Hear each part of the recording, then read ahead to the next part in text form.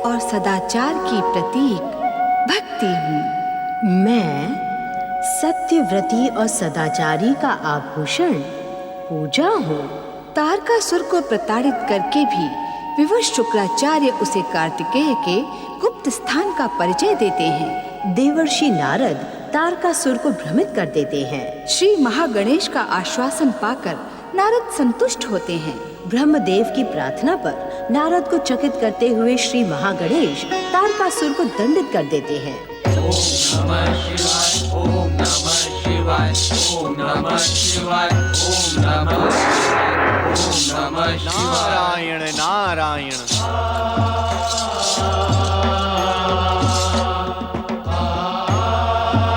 हर हर महादेव, हर हर महादेव, हर हर महादेव, हर हर महादेव।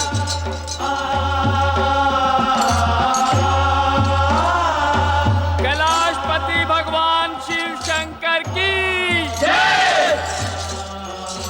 नारायण नारायण। अनर्थ हो गया देवादिदेव, अनर्थ हो गया। ब्रह्मदेव का वरदान मिथ्या हो गया। नारायण नारायण। महादेव, परमदेव श्री महागणेश के एक ही प्रहार से तारकासुर प्राणहीन होकर समुद्र के अतल तल में जा गिरा। ब्रह्मवाक्य मिथ्या होने की संसार में ये पहली घटना है महादेव। नारद, तुमने जो कुछ भी कहा वो हमने अपनी दिव्य दृष्टि से भी देखा, किंतु क्या भोलेनाथ? देवों के ऋषि नारद को इतनी अधिक अधीरता शोभा नहीं देती। क्षमा भोलेनाथ। नारद, तुमने जो कुछ भी कहा उसका प्रथम भाग सत्य है, किंतु अंतिम भाग मिथ्या है। नारायण नारायण। अर्थात महादेव, मैं अपनी इच्छा से इस संसार की रचना करने वाले परमदेव श्री महागणेश का क्रोध तो आज निश्चित ही तारकासुर के अंत का कारण बन जाता, किंतु परमदेव ने ब्रह्मवाक्य की रक्षा कर ली। परमदेव श्री महागणेश के इस इच्छा संसार में ब्रह्मवाक्य कदापि मिथ्या नहीं होगा। हर हर महादेव, हर हर महादेव।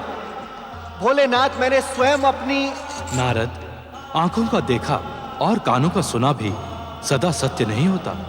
किंतु भोलेनाथ, हमें ज्ञात है नारद कि तुम ये कहने के इच्छुक हो कि श्री महागणेश भी तो भविष्य के शिवपुत्र ही हैं। नारायण नारायण। परंतु परमदेव श्री महागणेश जब तक अवतार धारण नहीं करते तब तक वे वरदान के मर्यादा के विरुद्ध कोई कार्य नहीं करेंगे। नारायण नारायण। अर्थात तारकासुर जीवित है। अब वो पुनः समुद्र तल से निकलकर उत्पात मचाएगा और अपने अत्याचारों से देवताओं और मानवों को पीड़ित करेगा। जिज्ञासु नारद, इस घटना के पश्चात तारकासुर कोई भी बड़ा दुस्साहस नहीं करेगा। नारायण नारायण। प्रभु, यदि तारकासुर दुस्साहस नहीं करेगा तो उसका वध कैसे होगा? सत्कर्म करने वाले को निकृष्ट मृत्यु प्राप्त नहीं होती, किंतु तारकासुर सत्कर्मी नहीं दुष्कर्मी है और अपने दुष्कर्मों के कारण ही स्वयं अपनी मृत्यु की ओर अग्रसर होगा। नारायण नारायण। पुत्र तारकासुर। ओम परम देवाय नमः, ओम महागणेशाय नमः। क्या आपके महागणेश ने मेरे पौत्र तारकासुर के लिए अशुभ भविष्यवाणी की थी? बताएं ऋषिवर, मेरे पौत्र तारकासुर को क्या हुआ है? बताएं। दीदी, परम देव श्री महागणेश ने शिवपुत्र होने का संकेत तो दिया था, परंतु यह वरदान स्वयं तारकासुर ने ब्रह्मदेव से मांगा था। मैं आपसे भविष्यवाणी के विषय में पूछ रही हूँ, बताएं ऋषिवर।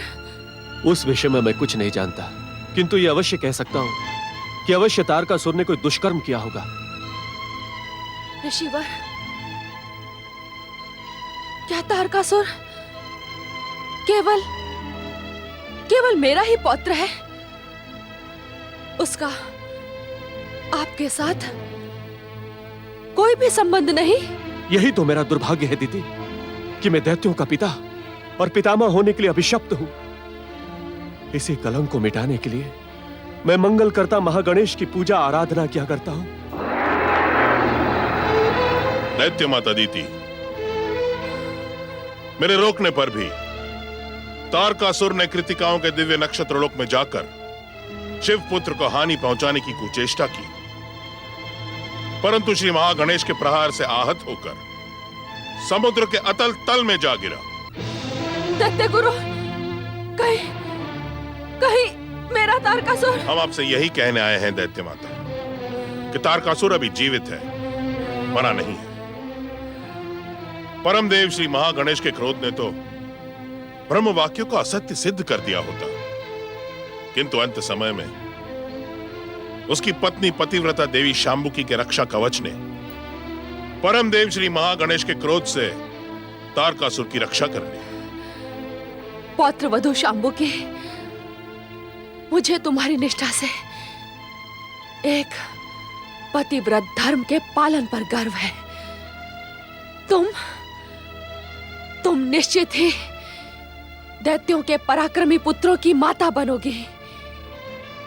मेरी ही भांति तुम्हारा नाम भी दैत्य जाति में सदा अमर रहेगा।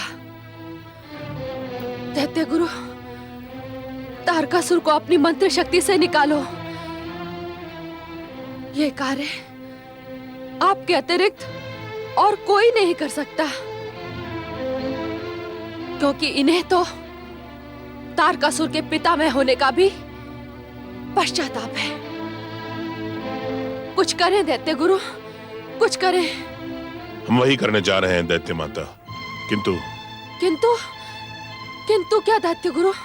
यदि इस घटना के पश्चात तारकासुर ने हमारे आदेश का उल्लंघन किया तो सर्वनाश से उसकी रक्षा कोई नहीं कर पाएगा। नहीं। ओम नमः शिवाय।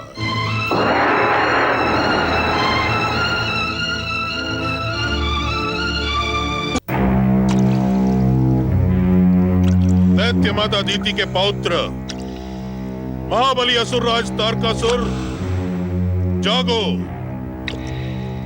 ब्रह्म वाक्य ने श्री महागणेश के क्रोध से तुम्हारी रक्षा कर ली। अब मृतकों की भांति पड़े ना रहो। जागो तारकासुर, तुम दैत्य जाति का गौरव हो। जागो तारकासुर और स्वर्ग की ओर पुनः प्रस्थान करो। तुम दैत्य जाति का गौरव हो। इस प्रकार अचेत पड़े रहकर दैत्य जाति को लज्जित ना करो। जागो तारकासुर, जागो।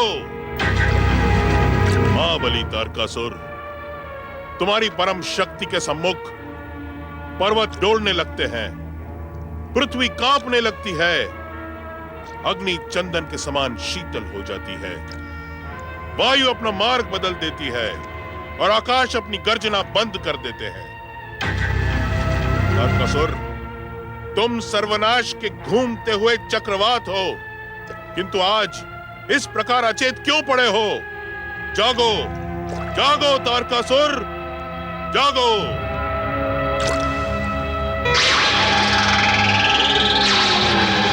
नमः शिवाय।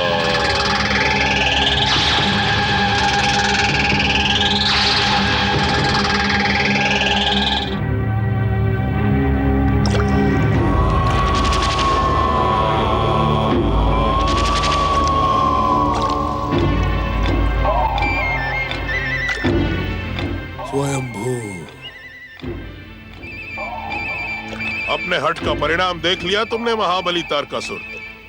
अब शिव पुत्र को मारने का विचार सदा सदा के लिए त्याग दो, अन्यथा तुम स्वर्ग लोक से ही नहीं जीवन से भी वंचित रह जाओगे। क्या मैं स्वयं को मारने वाले का विरोध ना करूं? ये कैसी शिक्षा दे रहे हैं आप शुक्राचार्य? कैसी शिक्षा? ये शिक्षा नहीं है तारकासुर, ये तो सृष्टि का अटल नियम है।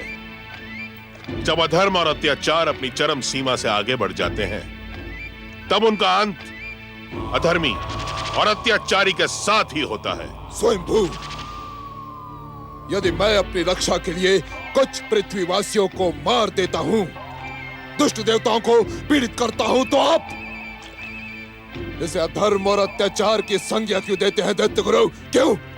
अपने जीवन की रक्षा करने के लिए किसी और के जीवन को कष्ट में डालना यह अधर्म और अत्याचार ही माना जाएगा तारकासुर। किंतु यह समय तर्क वितर्क का नहीं है, अपितु बीती हुई घटनाओं से शिक्षा ग्रहण करने का है। अर्थात यदि इस घटना के पश्चात तुम जीवित रहने के इच्छुक हो तो असुरों के आराध्य देव भगवान शिव की शरण में जाकर अपने दुष्कर्मों की क्षमा मांगो, उनकी आज्ञा और उन्हीं के दिखाए पथ का अनुसरण करो। नहीं शुक्राचार्य, नहीं। क्षमा मांगना हम असुरों का स्वभाव नहीं। हमें तो संस्कार में प्रतिशोध, रक्तपात, युद्ध की शिक्षा दी जाती है। आप स्वयं तारकासुर से शिव आराधना की अपेक्षा ना करें।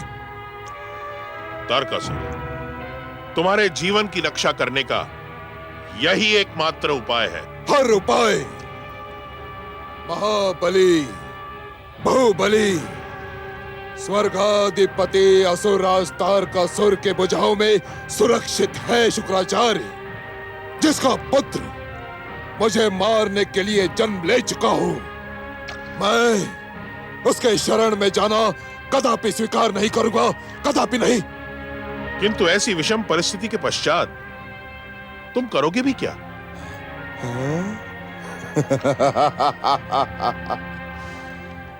दैत्य गुरु शुक्राचार्य, मैं अपनी विस्फोटक शक्ति से असुर जाति को और भी अधिक सुदृढ़ कर दूंगा और शिवपुत्र को समाप्त कर दूंगा। गणेश ने भले ही ब्रह्म वाक्य की रक्षा की हो, किंतु अब मैं स्वर्गाधिपति असुरराज तारकासुर और शिवपुत्र को समाप्त करके ब्रह्म वाक्य को मिथ्या सिद्ध कर दूंगा। हाँ शुक्राचार्य, मिथ्या सिद्ध कर दूंगा और करके ही रहूंगा। जिन्हें शिव कृपा प्राप्त होती है उन्हें तारकासुर तो क्या कोई भी हानि नहीं पहुंचा सकता। तारकासुर ने भले ही शिवपुत्र का वध करके ब्रह्म वाक्य मिथ्या सिद्ध करने का निश्चय कर लिया हो, किंतु विधि के विधान में क्या लिखा है इसका ज्ञान तो केवल श्री महागणेश को ही है। श्री महागणेश तो कारणों के भी कारण है। उनकी इच्छा के कारण ही माता पार्वती को पुत्र रूप में उन्हें पाने से वंचित रहना पड़ा। इसी कारण माता पार्वती के लिए अब और प्रतीक्षा करना असंभव हो गया है। अब ये प्रतीक्षा असहनीय हो चली है महागणेश। तुम्हारा बार बार आश्वासन पाकर भी मेरा धैर्य अब समाप्त होता जा रहा है। मैं एकांत में बैठी केवल तुम्हारा ही चिंतन करती रहती हूँ। क्या तुम्हें अपनी माता के हृदय की वेदना का आभास नहीं होता महागणेश?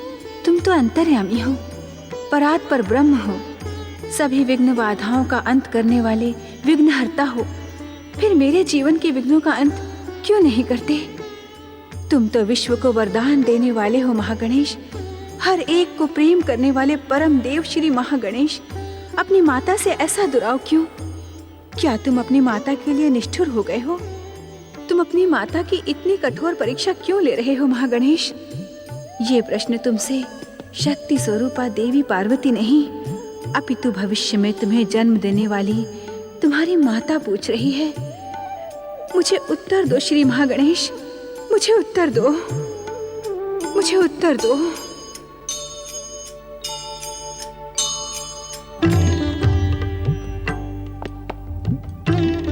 तुम्हारी मातृ भावना को हम प्रणाम करते हैं शक्ति स्वरूपा देवी पार्वती।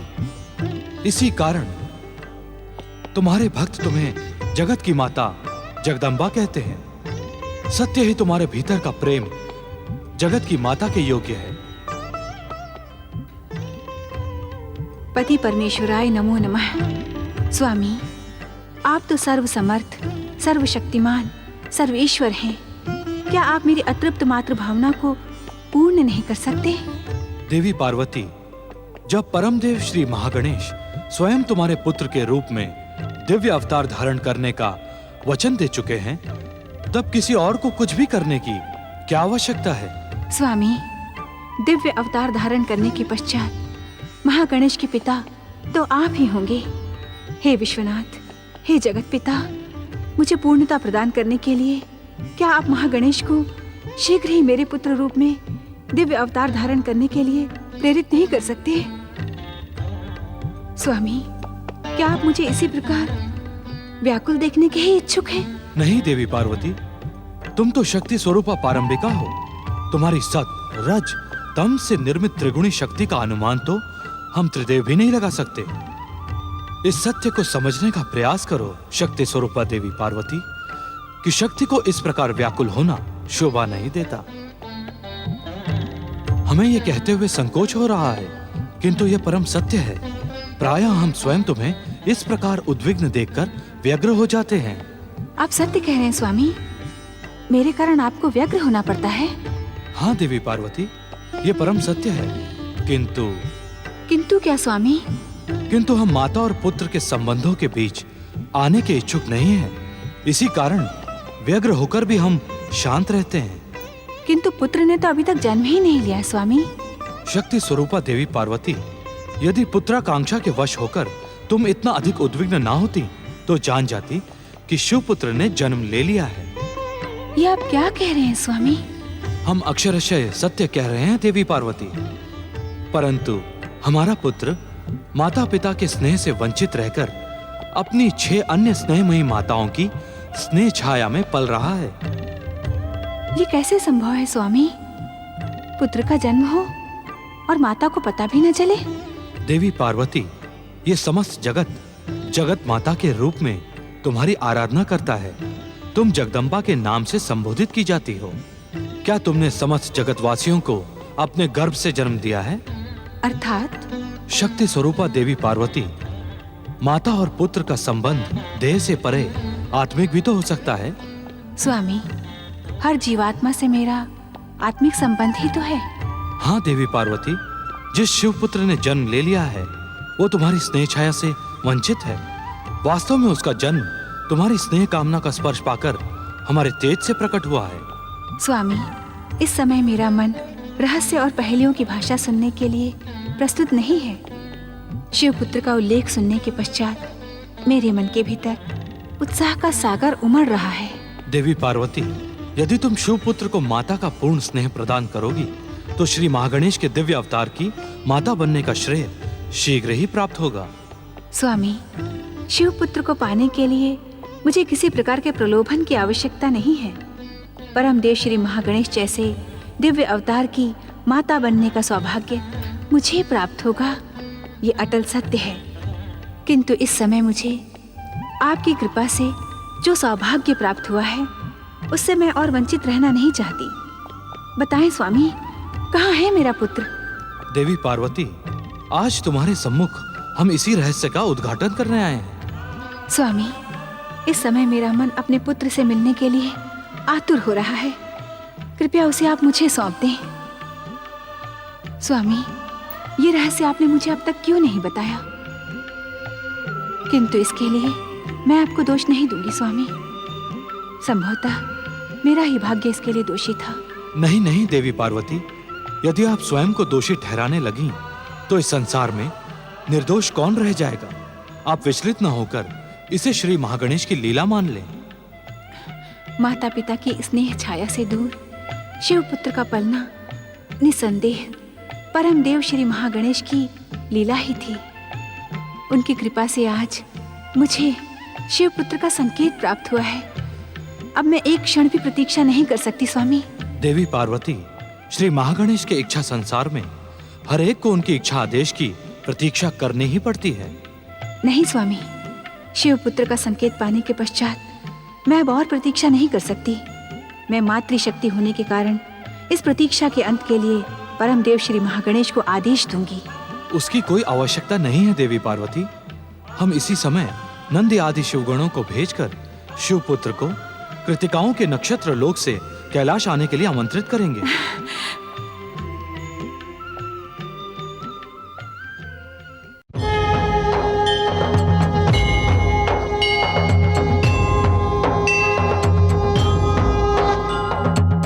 मंगल करता अंतर्यामी, रिद्धि सिद्धि के ये है स्वामी।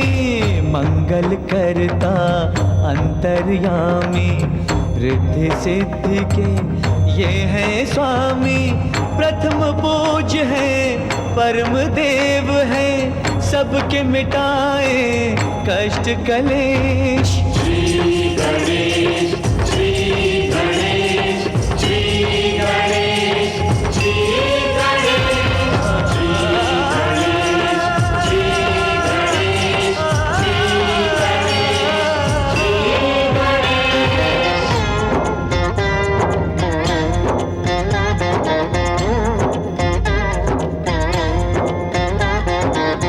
ज्ञानेश्वर है सत्य यही है ये सनातन नित्य यही है।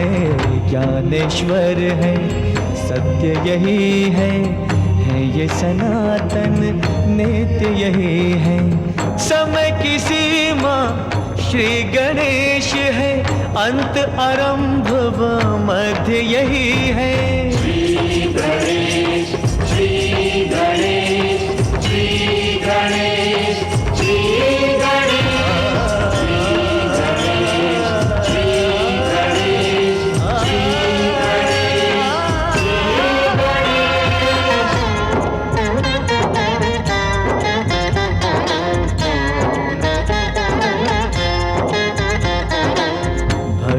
की ये देते शक्ति, भय बंधन से देते मुक्ति। भक्ति की ये देते शक्ति, भय बंधन से देते मुक्ति। निराकार साकार यही है, हर युग का आधार यही है। श्री गणेश श्री गणेश श्री गणेश श्री गणेश